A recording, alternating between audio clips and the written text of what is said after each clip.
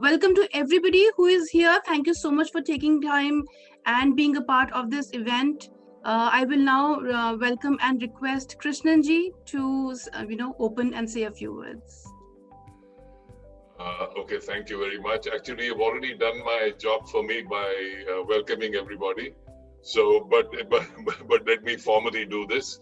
My name is Krishan Dhar, and I am chairman of Pan IIT India. We are supporting this very noble initiative which is taken by Sanjeev Goyal, and we are fully in support of this. It is my privilege to welcome you all to this United Against COVID Global Virtual Summit. We all saw the shocking videos and media reports about the plight of desperate people running from pillar to post looking for a hospital bed or lugging an empty oxygen cylinder for their loved ones who were gasping for breath. With the entire healthcare system unable to cope with the situation, many people around the world are asking how they can help. The United Against COVID initiative is a response to this crisis. We want to help. We want to contribute. We want to save lives.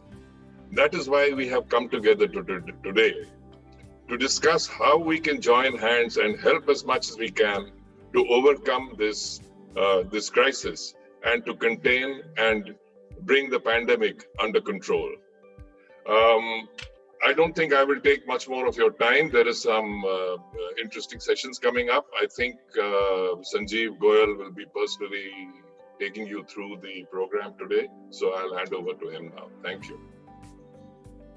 Thank you very much, Krishnada. Thank you very much. These are unfortunate times.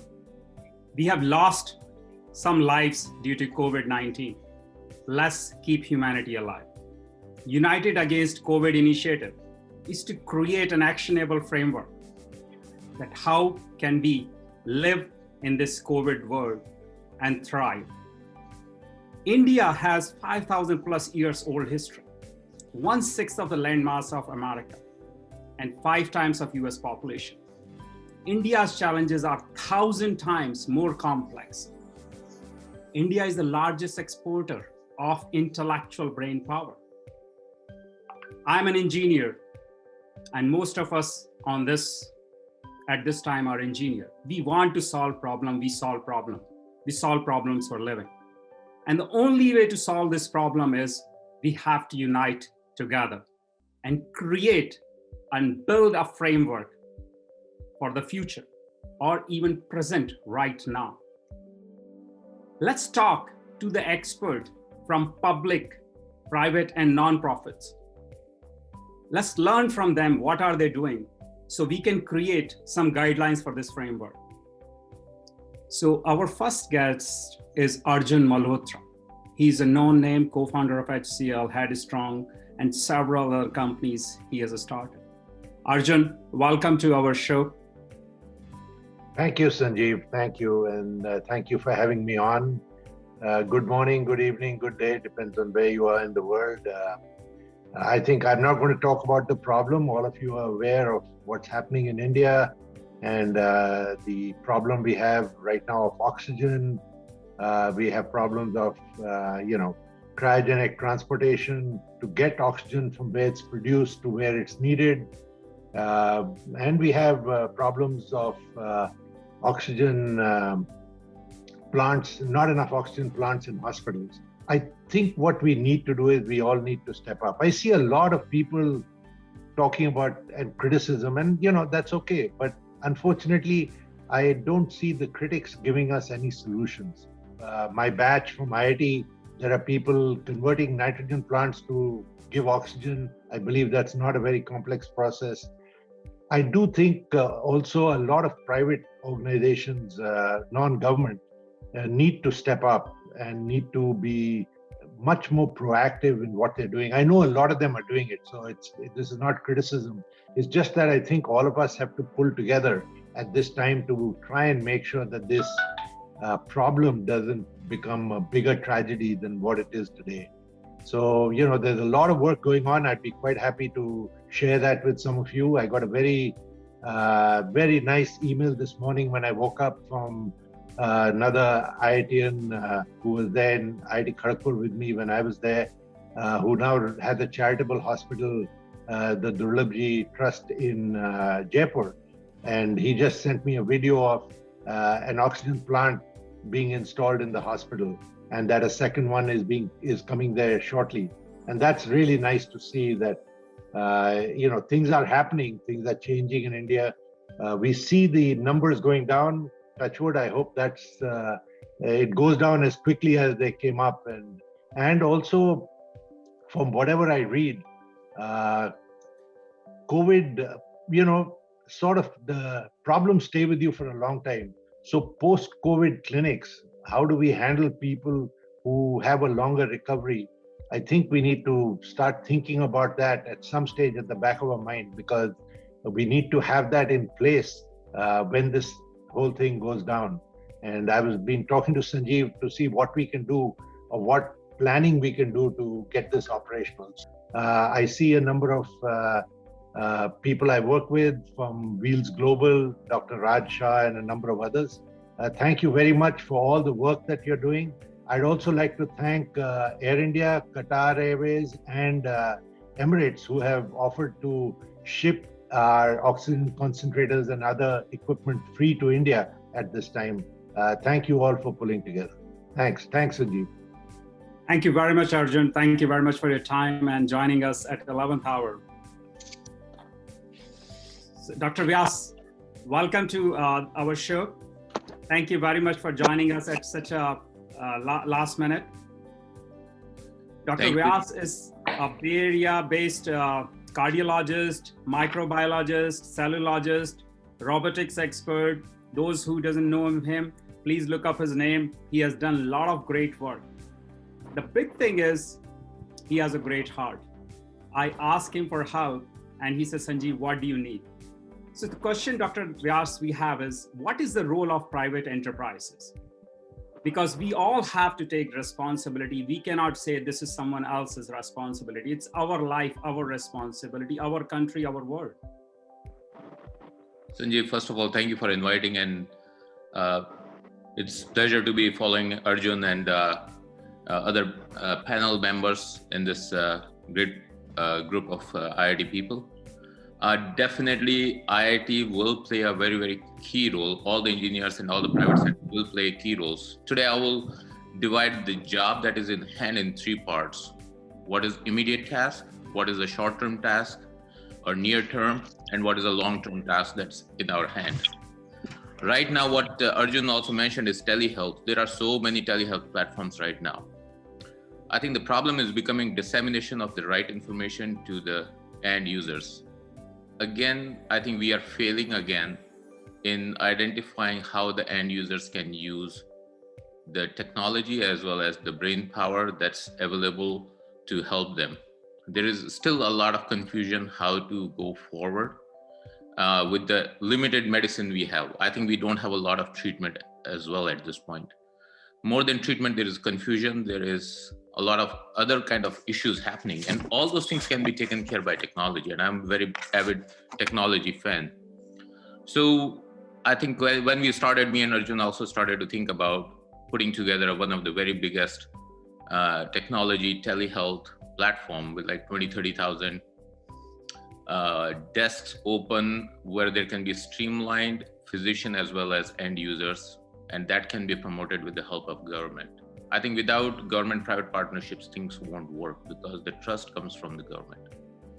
Since that has not happened, and right now there are more than 20,000, 30,000, some small telehealth platforms made by people in every nook and corner. And they are not effective, they are not reaching people. Like they are one day treating 5 patients, next day 20, and then when nobody's reaching out to them, those become dead endeavors. There has to be a data bank, just like the Bombay Stock Exchange. There has to be a telehealth stock exchange, not a stock exchange, a telehealth exchange, where everybody can register their company, and where the companies are responsible for making sure the credentialed physicians are there, and the government and the companies which are in mass media can connect to people. Like there are people ready to help them. So the physicians have an opportunity of going to the right desk and patients have the opportunity and there is a structured marketing done. So everybody is funneled through a process. So we are lacking a process. We are still going in a haphazard manner. There has to be a structure, and without structure, you cannot market anything. Of any company that has done good marketing at this point is Tata Telehealth. But again, it's not effective because it's not able to bring a lot of people on board. So that's immediate help that we can do, and that would be very easy platform to make. Next thing is innovation in equipment, like end users. I think oxygen requirement is really high because in COVID, we try not to intubate patients. In COVID, any patient, during every minute, you need not more than 2 to 3 liters of oxygen. Maximum, you can use 2 liters of oxygen. During COVID time, we are giving every patient 60 liters of oxygen. You can imagine how much oxygen is wasted in the air because you're trying to not intubate a patient because all the oxygen is basically dissipating in the environment. It's not going to the lungs. So there is a need for innovation in the oxygen delivery system. And there is the technology there. We need to fine tune it. We need to find a manufacturer in bulk in India who can manufacture them. We don't know this is the last wave. We don't know. So we have to prepare for it. And there has to be a low cost solution. And the solutions are there. We have put together, again, a working task for technology development, for innovation, for low cost oxygen delivery system that can solve the problem. And Arjun is working with IIT Kharagpur, and I'm very actively involved in that part. We have our own system here that we are working on. It's still a little bit crude. I think it has to become more savvy to make it in 1,000, 2,000 rupees so that it can go back to the people in bulk. We need a lot of plastic manufacturer, a lot of motor people. So we have all those people. The thing is, we have to structure it right. So that is about immediate need with the low technology innovation. Now I will come to a near-term needs. What are the near-term needs? Near-term needs are vaccines, new drugs, as well as mutation research, because the virus is mutating fast. We don't know whether the vaccines we are making, they are effective tomorrow. So what we need is, we need to have a health intelligence. India, I'm pretty sure the government is spending money on health intelligence. The problem is the health intelligence for the COVID is enough? As the meeting started, the most common thing that came out, we were caught off guard with this COVID. A lot of people knew that's coming, but most people were caught off guard. So the centralized health intelligence failed miserably. And that is the reason we failed. I don't know I'm not going to talk about US right now. I'm just focusing on India. So there is a lack of health intelligence. We need to have a health intelligence. We need to bring the right people on board. Whichever way we do it, whosoever has the connection, please bring those people on, and we can make it a little better than what we are right now. So that's a near-term need that we have. Definitely then we come to long-term need. Long-term need, one part was discussed earlier, is orphans, huge problem. More than that, the dead bodies in the rivers, huge problem. That can become a very big disaster. I discussed with Sanjeev yesterday about that. And we have to make sure there has to be a way of preventing dropping dead bodies into the river. There are trillions of copies of virus in every body, and the body cells stay alive for 4 to 6 hours. And they float, and then the virus after that stays alive for 6 hours. So total 12 hours, the virus is alive with the dead body in the water.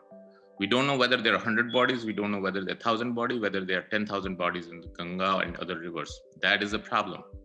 We don't want the worst scenario to happen from that. We have to prevent that.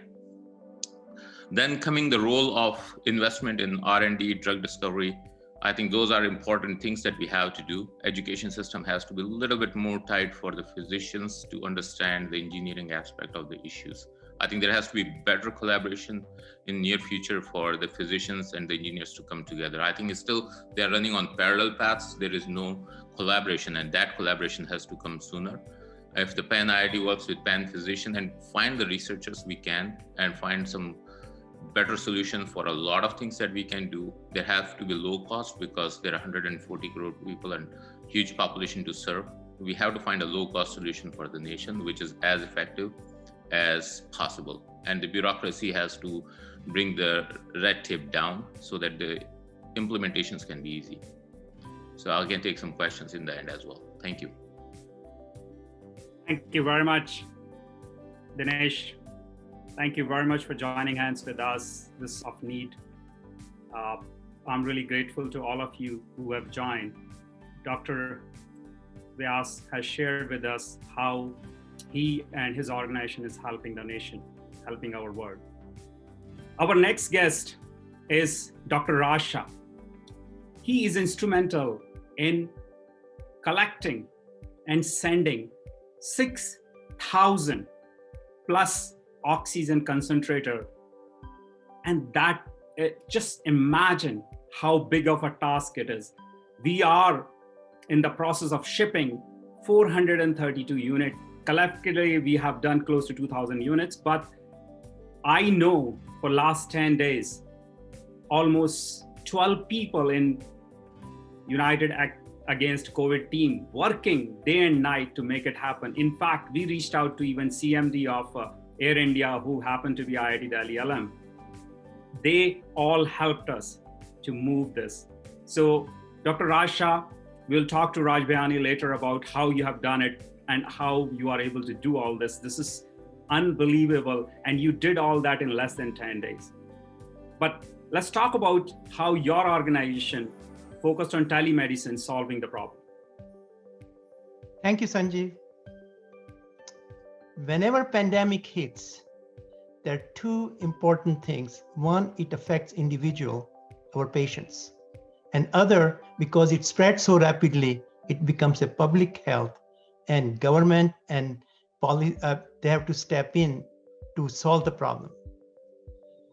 From the private organizations and NGO, non-profit organization, all of them, you have seen that they have banded together and expressed desire and have taken action to help.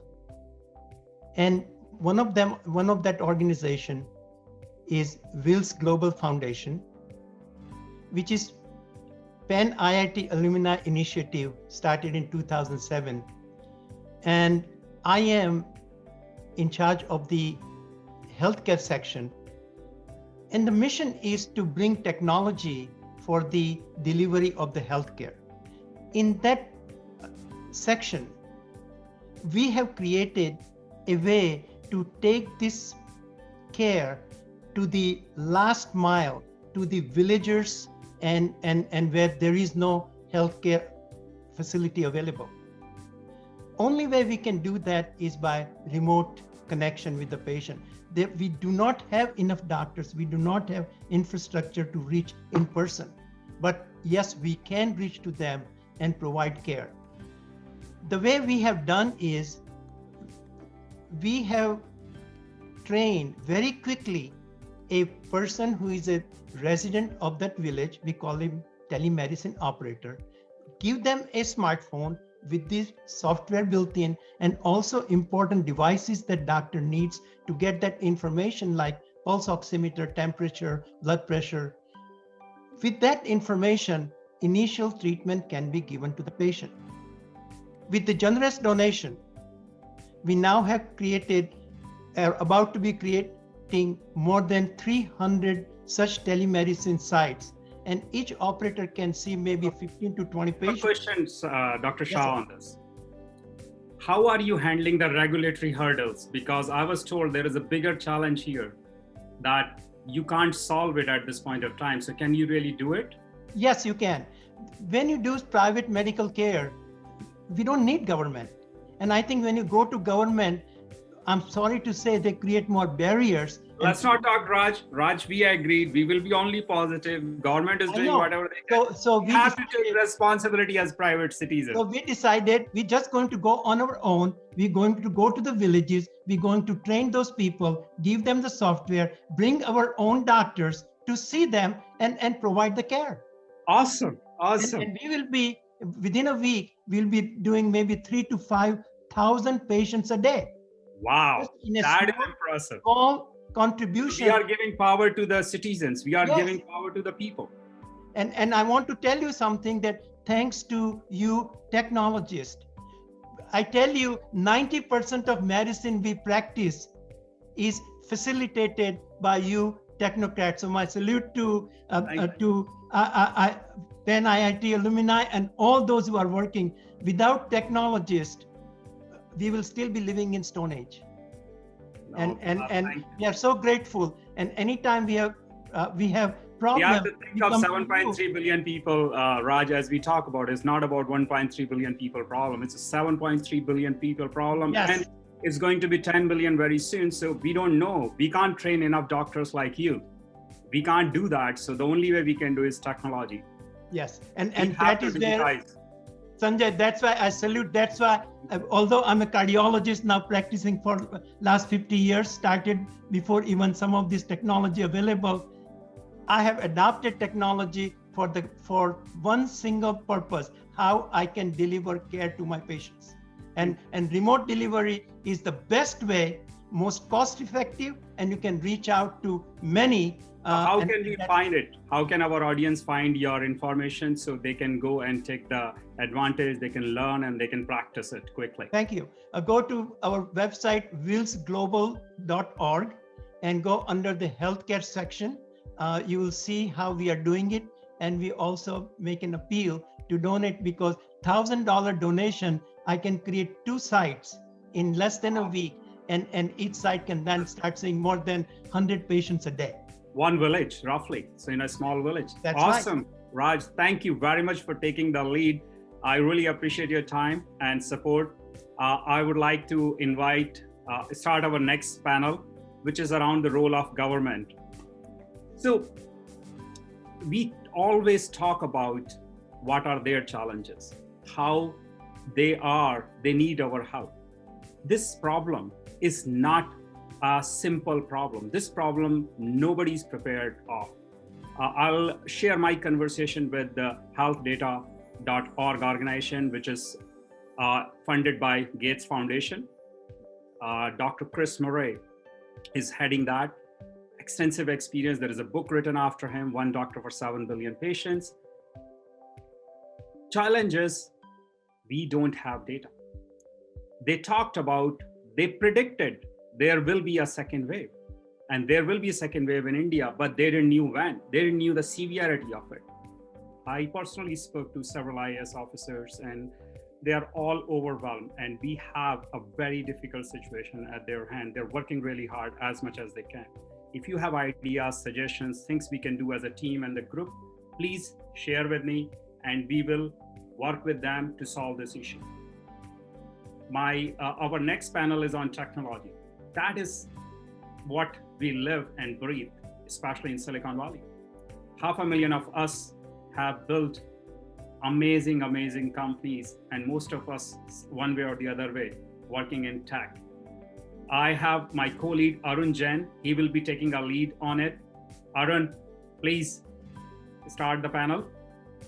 Thank you for that.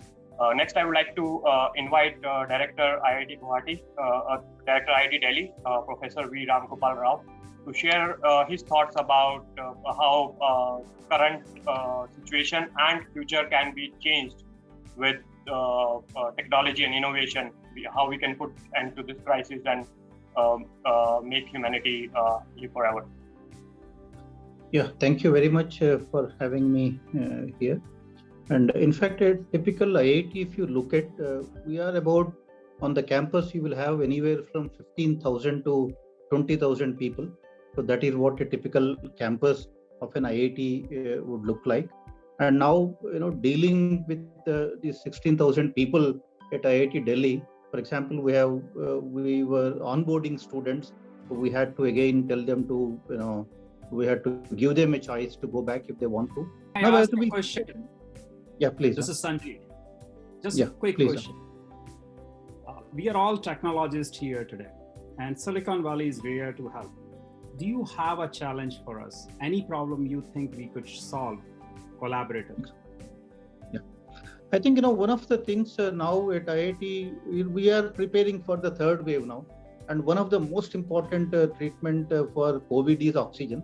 So there is now a huge effort at IIT Delhi to produce oxygen from a chemical method, because you can have these ventilators and concentrators, but remember they all require electricity.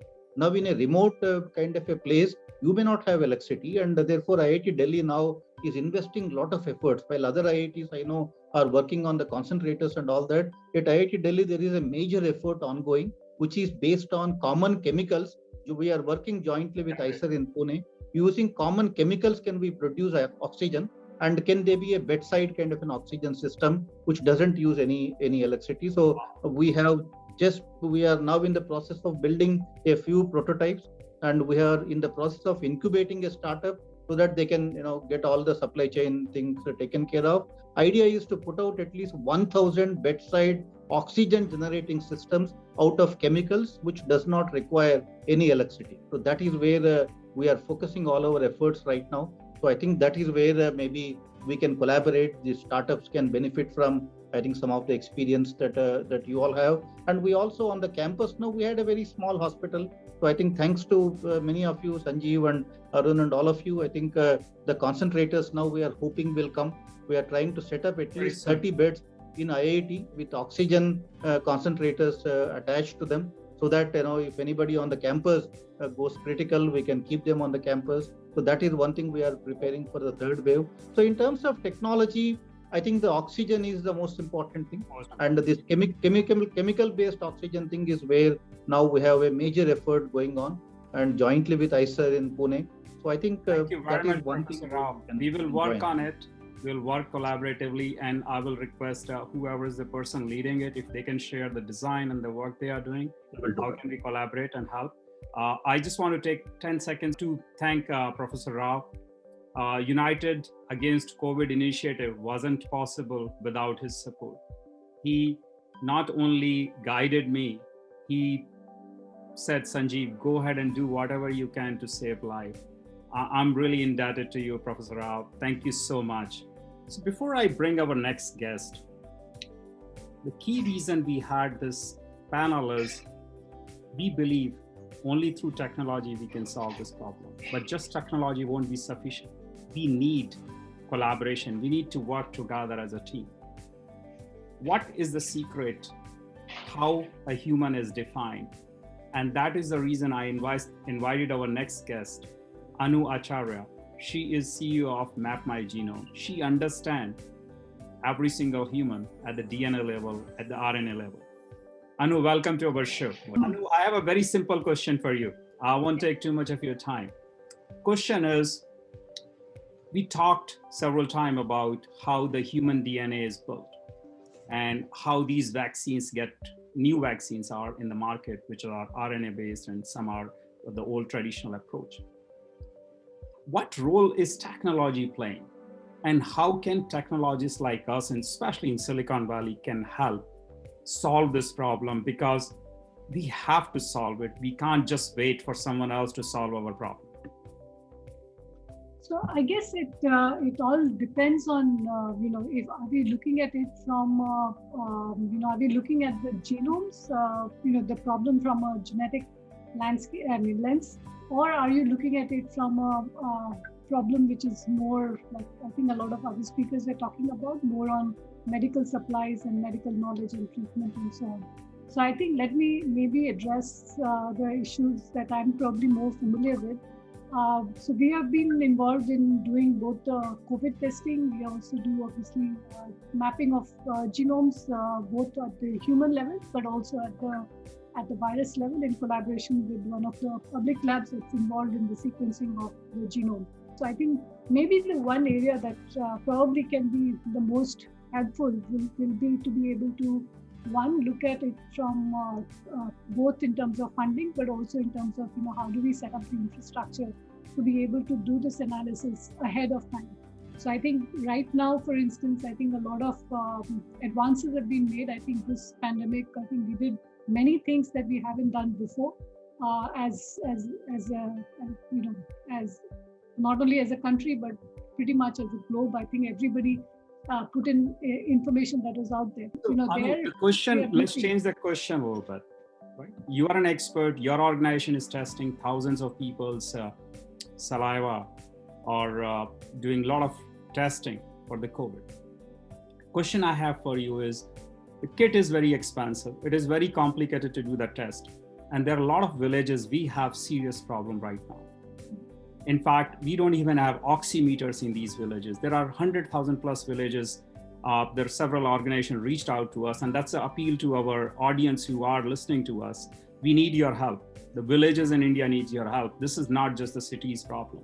People are really having serious problems. Our government is doing whatever they can, but it's not the time we start thinking about that. So question for you from the technology perspective, Anu, is how do we create and how do we help people in the remotest part of the world or remotest part of the India so they can do testing, or at least we can do something about it. It's not fair. It's not right for us not to do anything. So I think the first and foremost thing is to develop ways of doing this, at the location where you want this to be done, right? So I think how difficult it is. Is it $1,000, $5,000, $10,000? What will it take to set up a center in a small town of 1,000 people? It won't take much, because I think there are lots of point of care devices as well, right? So you have, so there are two ways of doing it. One is that you bring a point of care device closer to each of these villages. Mm-hmm. But that would mean that your capacity will be limited by what kind of instruments you're bringing there. The second, which is the more interesting part, is where just like how we do the like a genome patri, where we ship out a kit and then people send it back. I think similarly, there are many ways. In fact, saliva has been used as a method of getting that sample back. So one is that we don't have time, Anu. These are villages. We don't have time. People are really dying right now.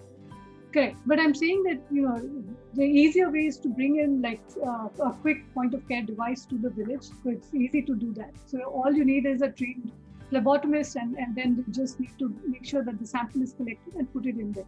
In fact, you can do it yourself, but let's assume you need a phlebotomist. The second piece is, once you have done that, the second is that can you make sure that you can ship these out so that these can be transported back to a close enough lab so you can do it at scale.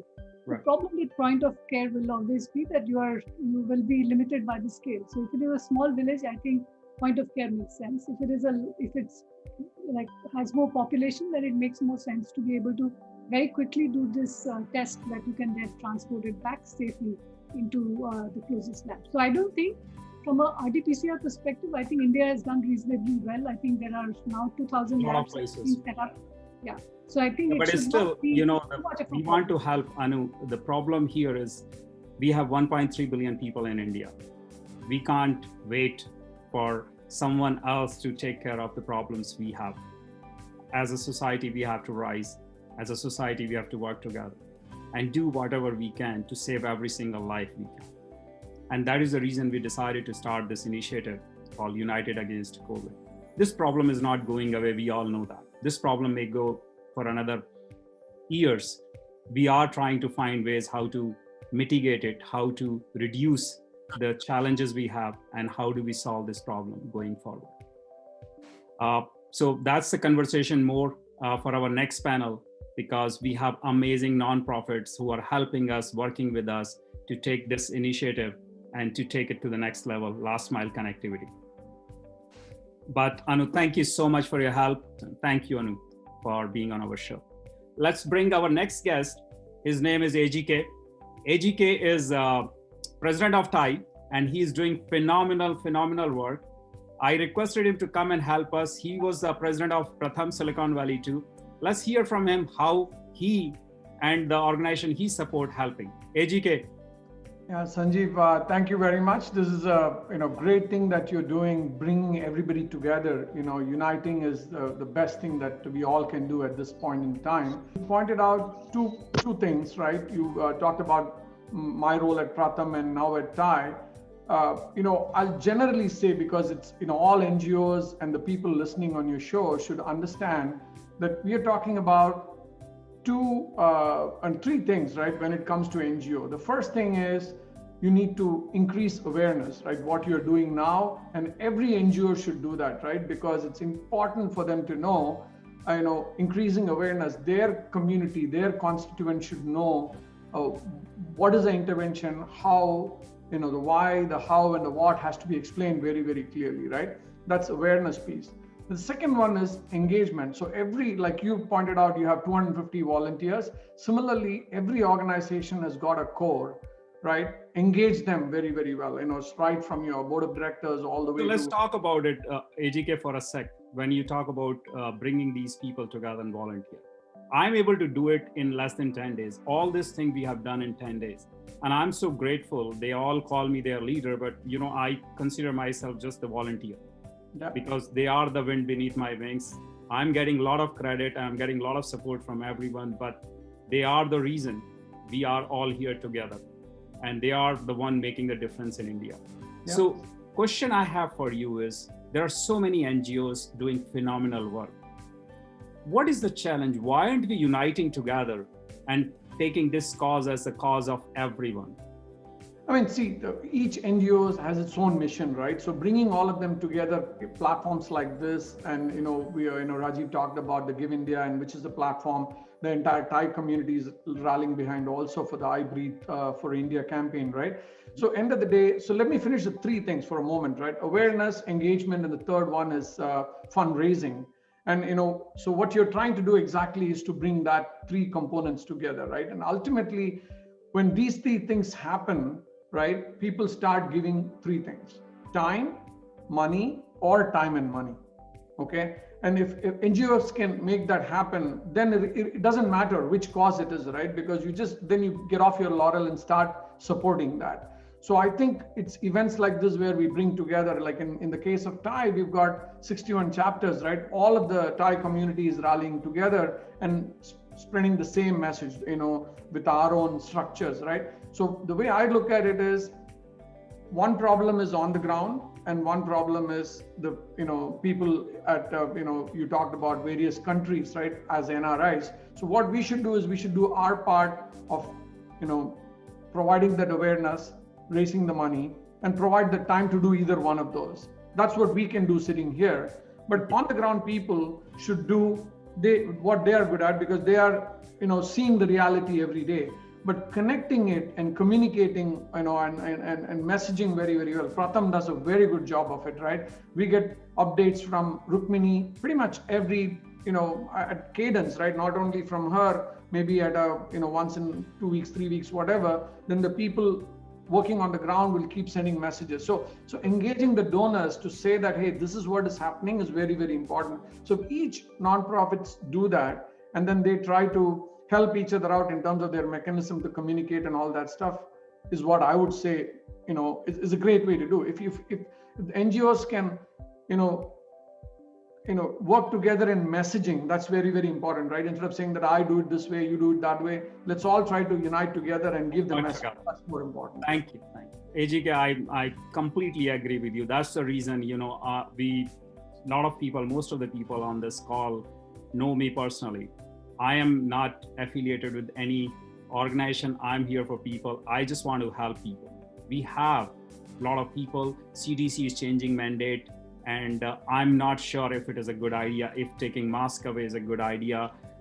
I'm still baffled with the studies out there. Based on my study, based on the people I'm talking to, they don't think it's a good idea to stop wearing masks in public places. Yes, complex requirement we used to have earlier, which was not making sense, still is the challenge. But can we together join hands and solve this problem, or at least mitigate this problem? It's going to take a while for us to be out of it. That's very clear based on my understanding. AGK, do you agree to that? No, absolutely. I mean, I think, again, let's all do our part, right? The way I look at it is that it's like time, money, or time and money. If you don't do any three of those, then you're not doing anything, right? So, I want every one of us listening in the show should do our part. Doesn't matter which NGO, which religion, which cause, it doesn't matter, right? You need to help the people in need. This is the time to do your part, and let's all join hands together. Thank you. Thank you, AGK. Next, we have a few messages from organizations supporting us. But before I switch to that, I want to thank some unsung heroes from the team. Shashank Yaduvanshi, he has single-handedly raised substantial amount of money and even open a COVID center, just he and his friends. Within 24 hours, they raised enough money to set it up. And we are going to share some of the information about him doing. Swadeep has done a brilliant job. We have Tushar and DJ with us. They have rallied a lot of people and worked together to create a Slack channel where we have really credible information. Tushar and DJ, if you can turn on your cameras and talk for a minute, that'll be very helpful.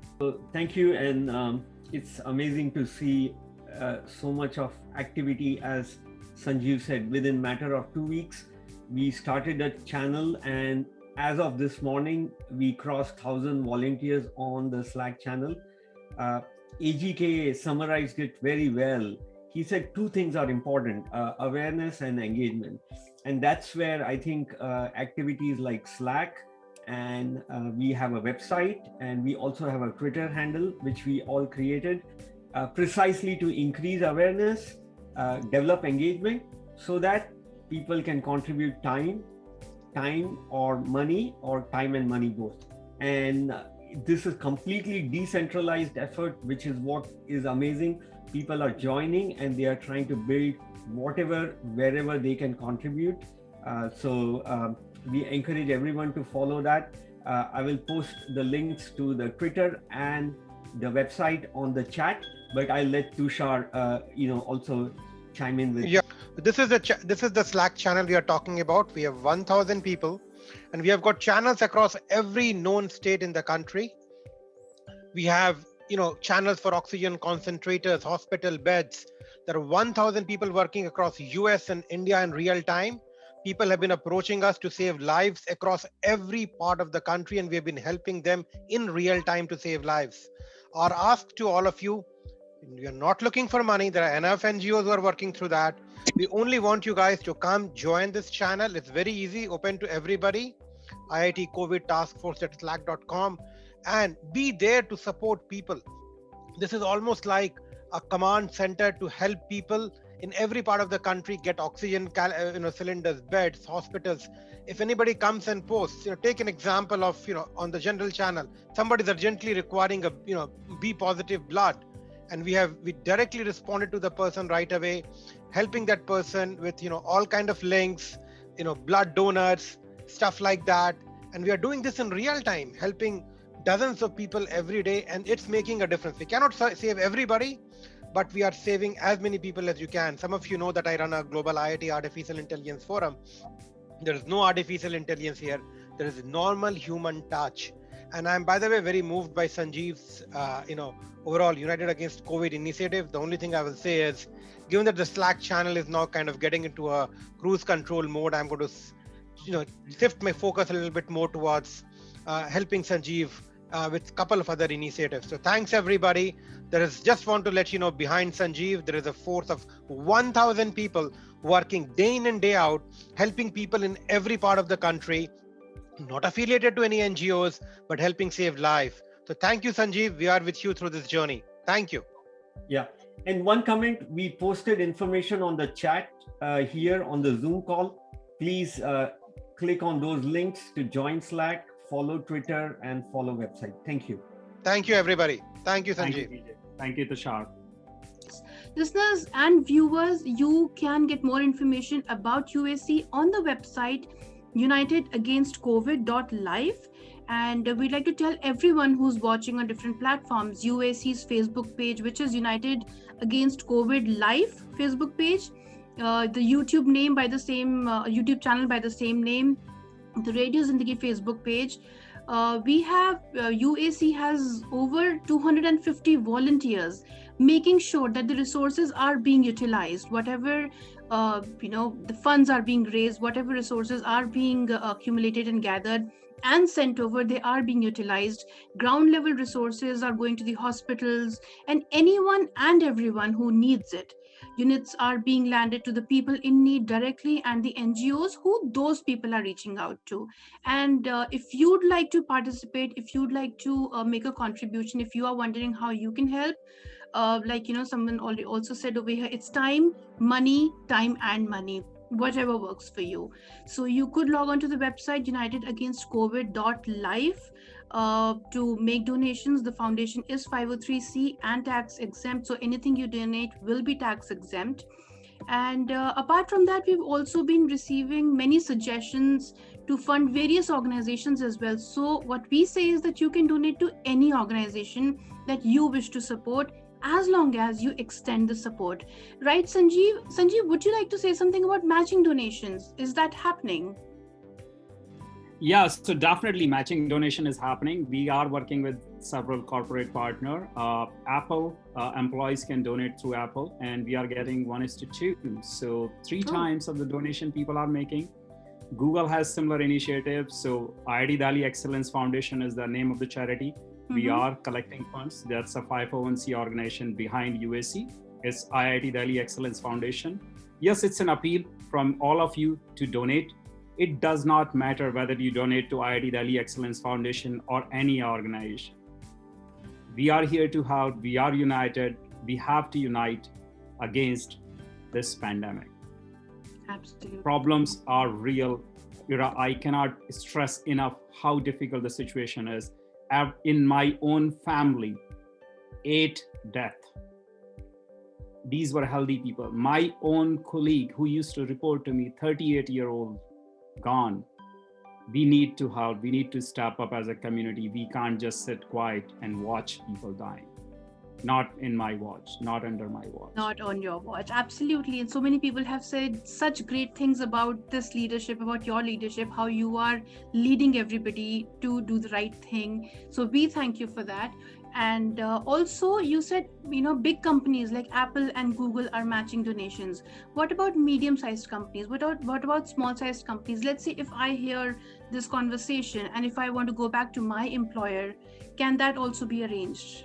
Absolutely. So we are talking, there are a lot of Silicon Valley companies have shown interest and help. They are looking for credible organization, and we are here to help. We want to make sure every single donor comes to us and donate to us or their own cause. We are helping everyone. Rana is a great organization out of Silicon Valley helping us. Rahul Gupta is IIT Bombay alum from Seattle, has raised money for 100 plus oxygen concentrators. Just one guy. Yes. Saket Gadia, IIT Bombay alum, raised funds. He is moving mountains for Jamshedpur. It does not matter. Every life we save, whether it's Jamshedpur or Delhi or Bihar, does not matter. We have to help together. People from Ranchi are donating. I received a call from a person. She said, I cannot donate. Says, what do you want? He says, I need these concentrators. She said, what is it costing you? I said, this is our cost.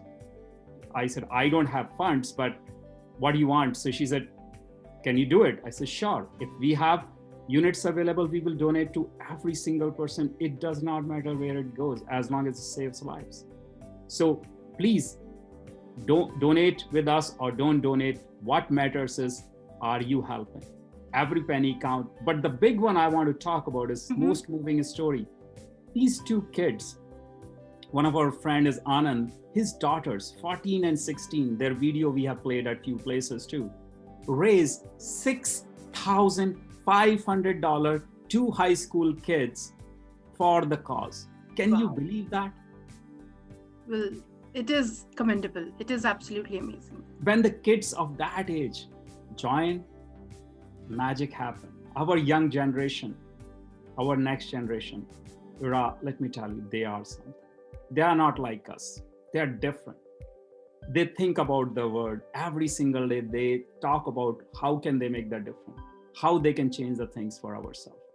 And I'm so grateful and fortunate that every single person is supporting us.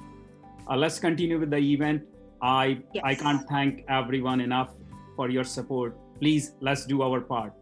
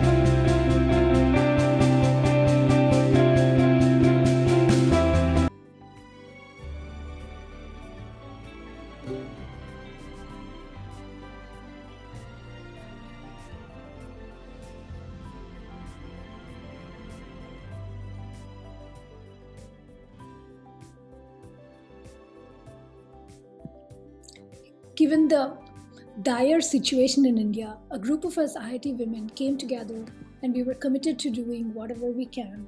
We partnered with Aarti for Girls, a non-profit we have all been supporting for decades now. India needs oxygen, and transportation of oxygen via cylinders is a huge bottleneck, something we are unable to scale up given the magnitude of the current crisis. We decided on a focused plan of action.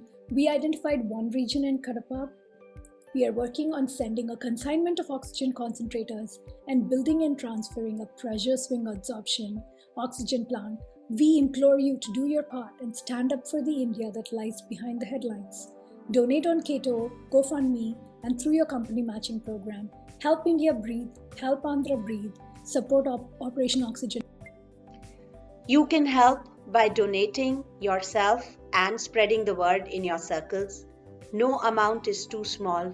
Every penny, every cent, every rupee will go a long way in helping us fight this massive crisis. Thanks. We started this 1 year ago when India got hit by COVID. It's a volunteer-driven pan-India disaster support task force.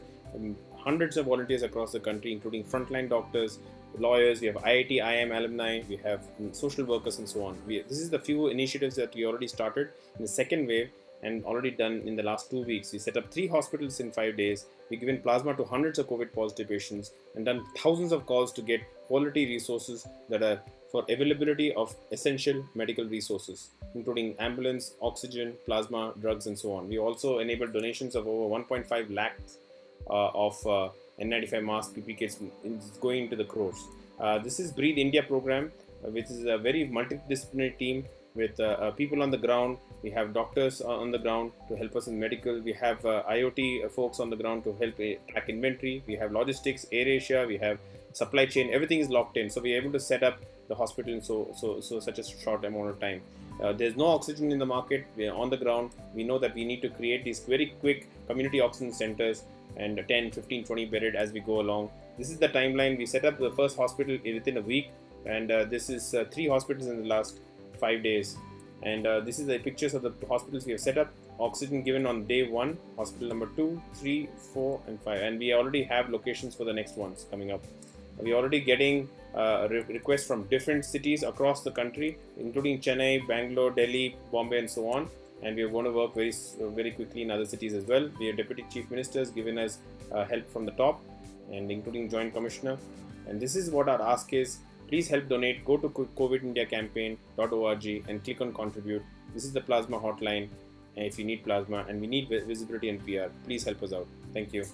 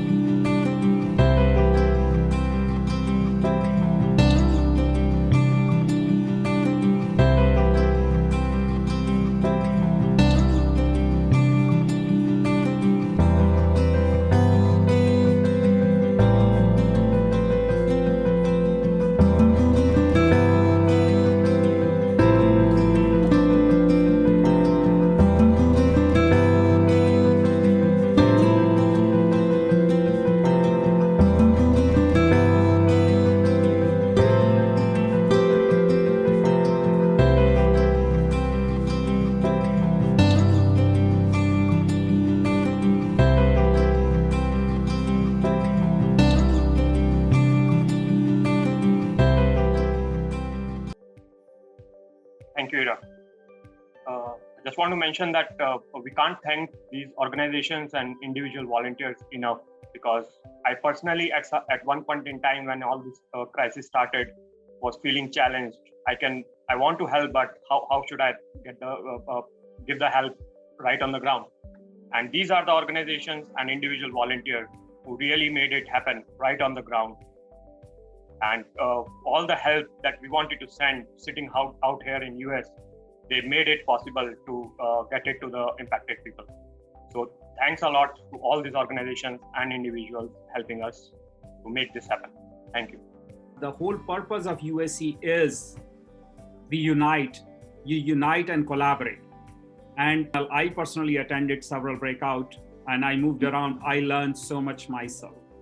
Let's join hand. Let's make that difference. Our initiative is not just initiative of 250 volunteers. I am pleading everyone on the behalf of 1.3 billion Indians.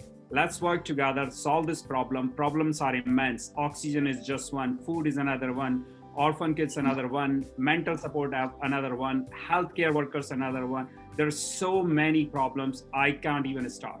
We request all of you to contribute your time, money, whatever you can.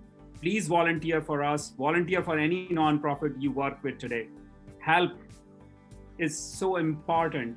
And I have a lot of personal stories. I have a lot of people lost in my family. It is a real problem. It's a real issue. So I am appealing everyone to help us make the difference. Thank you very much, Radio Zindagi team, for supporting it and providing us all the support we needed. Thank you. Thank you so much. You guys are really awesome.